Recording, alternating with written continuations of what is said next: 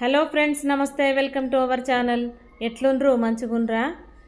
ఈరోజైతే మన రెసిపీ వచ్చేసి అయితే సాంబార్ అండి, పప్పుచారు. ఇక అనగా అనగా రాగము, తినగ తినగ వేము అన్నట్టు మా ఇంట్లో అయితే ఈ పప్పుచారు అనేది అయితే ఒక వ్యసనం అయిపోయింది. ఇంట్లో కూరగాయలు ఏం లేని టైంలో, అట్లాగే పండగల టైంలో, మనం నాన్ వెజ్ తినని టైంలో మనకు గుర్తుకొచ్చేది పప్పుచారు. పప్పుచారుకు కాంబినేషన్లో ఆవకాయ, అప్పడాలు. ముందుగా అయితే మనకు పప్పుచారుకి కావాల్సిన పదార్థాలు అయితే మనకు చింతపండు, కారము, జీలకర్ర, ఆవాలు, మెంతులు. ఇక పప్పు అయితే కడిగేసి అయితే పక్కన పెట్టుకున్నాం.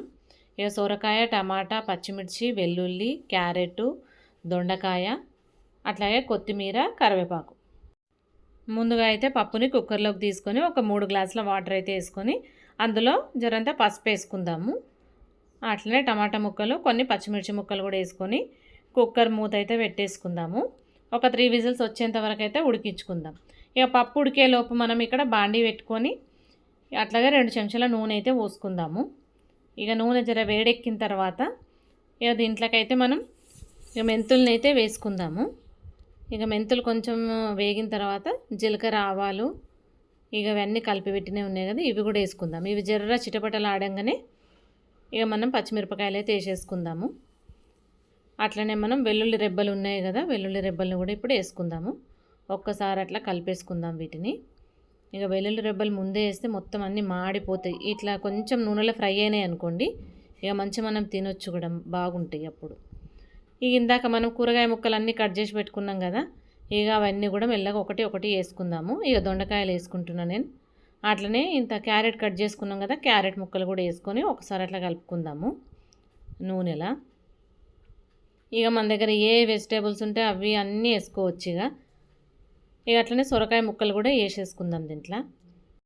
వీటన్నిటిని అయితే నూనెలో మనం ఒకసారి అట్లా కలుపుకుందాము. సిమ్లో పెట్టుకుంటే ఇవన్నీ కూడా మంచిగా మగ్గిపోతాయి మనకి. ఇవి మగ్గడానికి ఒక 2 చెంచాల ఉప్పు అయితే వేసుకుందాం. ఇక ఉప్పు వేస్తే ఇక ముక్కలకు కూడా అన్నింటికి ఉప్పు అయితే ఇంకుతుంది. ఇక ఇవి కూడా తొందరగా మగ్గిపోతాయి మనకి. ఇక మనకైతే ఇక విజిల్స్ అయితే దగ్గర పడ్డాయి. ఇక ఇవి కూడా మనకు ఉడికిపోయినాయి కొంచెము. ఇందులో అయితే కొంచెం కరివేపాకు అయితే వేసుకుందాం, అట్లనే కొత్తిమీరను కూడా వేసుకుందాము. ఇవి ఇంకొంచెం మగ్గేలోపు మనం పప్పు అయితే ఎట్లా ఉడికిందో ఒక విజిల్ తీసి అయితే చూద్దాము. ఇక చూసిండ్రా, పప్పు అయితే ఇక మంచిగా మెత్తగా ఉడికింది. ఇక చూసిండ్రా. ఇక ఇప్పుడైతే మనం దీంట్లోకి ఒక చెంచా ఉప్పు వేసుకుందాం. ఇందాక వాటిలోకి మనం కూరగాయ ముక్కల్లోకి 2 చెంచాలు వేసుకున్నాం కదా, దీంట్లో ఒక చెంచా వేసుకుందాం. అట్లనే కొంచెం అంత కారం చూపించినాం కదా, కారం కూడా దీంట్లో వేసుకుందాం. ఇక వేసుకొని మనం ఇప్పుడు దీన్ని ఒకసారి మెత్తగా అట్లా అనుకుందాం. మెత్తగా ఉడికిపోయింది కానీ ఒక్కసారి అట్లా దీంతో రుబ్బుకుందాం మనము.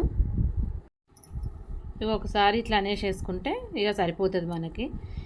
ఇక ఇందాక చింతపండును మనం పిసికి పెట్టుకున్నాం కదా, ఇక చింతపండును అయితే ఇక వడగట్టుకొని దీంట్లో అయితే పోసేసుకుందాం. ఇక పప్పు మనం ఇట్లా రుబ్బక ముందే పోసుకున్నాం అనుకో, పప్పు అయినా జర ఉడకకపోతే ఇక మనకు మెదగది. అందుగురించే పప్పు రుబ్బిన తర్వాతనే ఈ చింతపులుసు అనేది పోసుకోవాలి. ఇక ఇప్పుడు ఇవన్నీ వేగిపోయినాయి కదా కూరగాయ ముక్కలన్నీ, ఇక అన్నీ కూడా దీంట్లోకి వేసేసుకుందాము. ఇక వేగిపోయినాయి కదా ఇవి.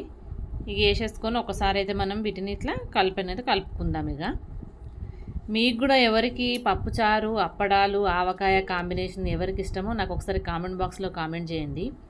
ఇక ఇప్పుడైతే మనం పులుసు అయితే పోసుకున్నాం కదా, ఇక పులుసు మనకు ఇంకొకసారి మరగాలి మంచిగా. ఇక పులుసు పోసుకున్న తర్వాత ఇక మనం పొయ్యి మీద అయితే ఇట్లా పెట్టుకుందాము.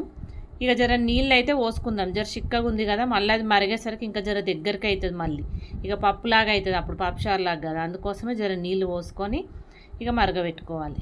ఇక అంతేనండి. ఇక వేడి వేడి పప్పుచారు అయితే రెడీ అయింది. మీరు కూడా ఒకసారి ట్రై చేయండి. ప్లీజ్ లైక్ చేయండి, షేర్ చేయండి, సబ్స్క్రైబ్ చేయడం మాత్రం మర్చిపోకండి.